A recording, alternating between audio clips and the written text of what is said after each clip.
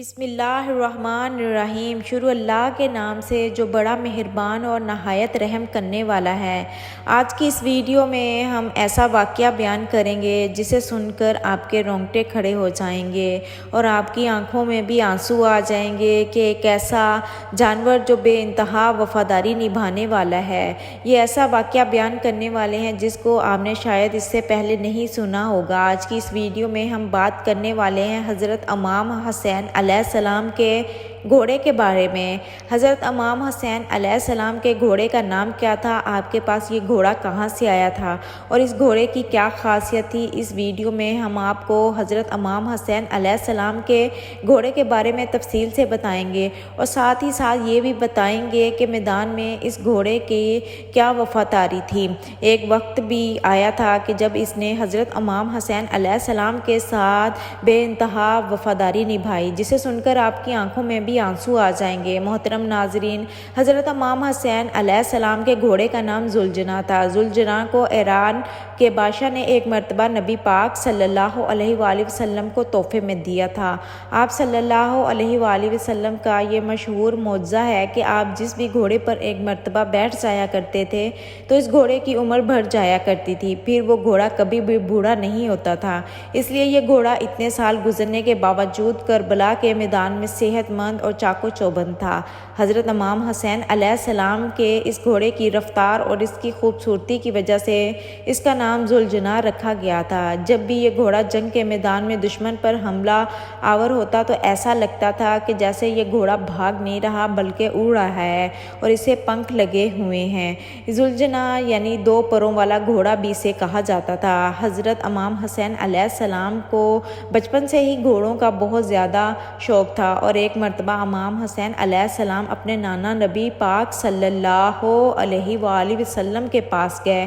اس وقت آپ صلی اللہ علیہ وآلہ وسلم اس گھوڑے کے پاس موجود تھے اور ساتھ میں آپ صلی اللہ علیہ وآلہ وسلم کے ساتھ کچھ صحابہ اکرام بھی موجود تھے۔ نبی کریم صلی اللہ علیہ وآلہ وسلم نے اپنے لاڈلے نواسے حضرت امام حسین رضی اللہ عنہ کو دیکھا تو بہت خوش ہوئے اور پوچھا، بیٹا کیا تمہیں گھوڑے پر سواری کرنا پسند ہے، کیا تم اس پر سواری کرنا چاہو گے؟ تو یہ سن کر امام حسین رضی اللہ عنہ نے ہاں میں جواب دیا۔ آپ رضی اللہ عنہ کی یہ بات اس گھوڑے یعنی ذوالجناح نے بھی سن لی تو فوراً حضرت امام حسین علیہ السلام کے قدموں کے پاس آ کر بیٹھ گیا تاکہ آپ اس پر آسانی سے سواری کر سکیں۔ اس کے بعد امام حسین علیہ السلام پر گھوڑے پر بیٹھے اور آپ نے اس گھوڑے کی سواری کی۔ یہ سارا منظر دیکھنے کے بعد نبی پاک صلی اللہ علیہ وآلہ وسلم کی آنکھوں میں آنسو آ گئے اور فرمانے لگے، بیٹا یہ وہی گھوڑا ہے جو امام عاشوراء کے دن تمہاری مدد کرے گا۔ پھر آپ صلی اللہ علیہ وآلہ وسلم نے وہ گھوڑا امام حسین رضی اللہ عنہ کے حوالے کر دیا۔ حضور اکرم صلی اللہ علیہ وآلہ وسلم کا ذوالجناح حضرت امام حسین رضی اللہ عنہ کے پاس آ گیا۔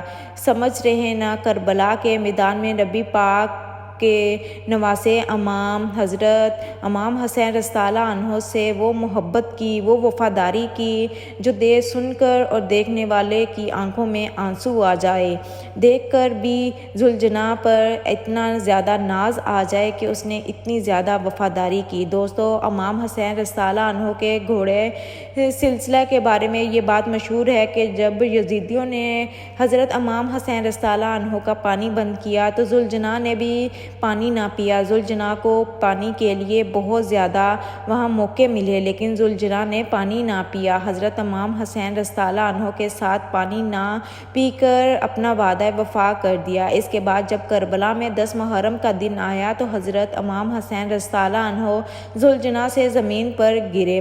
آپ رضی اللہ عنہ کا یہ گھوڑا آپ کے سامنے آ کر کھڑا ہو گیا کہ دشمن کی جانب سے آنے والے ہر تیر کو اپنے جسم پر لینے لگا۔ اس وقت ذوالجناح پر اتنے زیادہ تیر لگ چکے تھے کہ اس کے جسم کا کوئی بھی حصہ باقی نہ رہا اور باقی روایت میں آتا ہے کہ ذوالجناح کو اتنے تیر لگنے کے بعد بھی امام حسین رضی اللہ عنہ کے اس گھوڑے نے 60 سے زیادہ دشمنوں کو موت کے گھاٹ اتار دیا تھا۔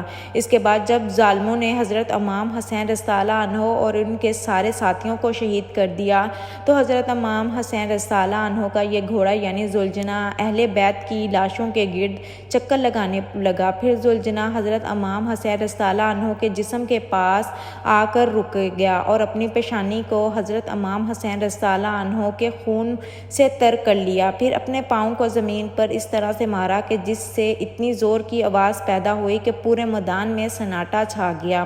یہ دیکھ کر دشمنوں کے بھی سینے چھوٹ گئے۔ اس وقت عمر سعد کی نظر اس گھوڑے پر پڑی تو اس نے بولا کہ اس گھوڑے کو میرے پاس لایا جائے۔ یہ گھوڑا اللہ کے رسول صلی اللہ علیہ وآلہ وسلم کے گھوڑوں میں سے بہترین گھوڑا ہے۔ عمر سعد کے کہنے پر لوگ اسے پکڑنے کے لیے دوڑنے لگے۔ جیسے ہی لوگ ذوالجناح کے پاس گئے کہ ذوالجناح نے اپنے آپ کو اتنی دور سے بھگایا کہ وہ پانی میں جا کر ڈوب گیا۔ وہ دریائے فرات میں اس نے اپنے آپ کو غرق کر ڈالا، وہیں پہ وہ ڈوب گیا کہ جب میرے سوار ہی نہیں رہا، حضرت امام حسین رضی اللہ عنہ ہی نہیں رہے تو میں کیسے پھر زندہ رہ سکتا ہوں، میں کیسے دشمنوں کے حوالے خود کو کر سکتا ہوں۔ سلام ہو پیارے نبی صلی اللہ علیہ وآلہ وسلم پر، سلام ہو حضرت محمد صلی اللہ علیہ وآلہ وسلم کے خاندان پر، سلام ہو اس پاک خون پر کربلا کی تپتی ہوئی زمین پر بہتا رہا۔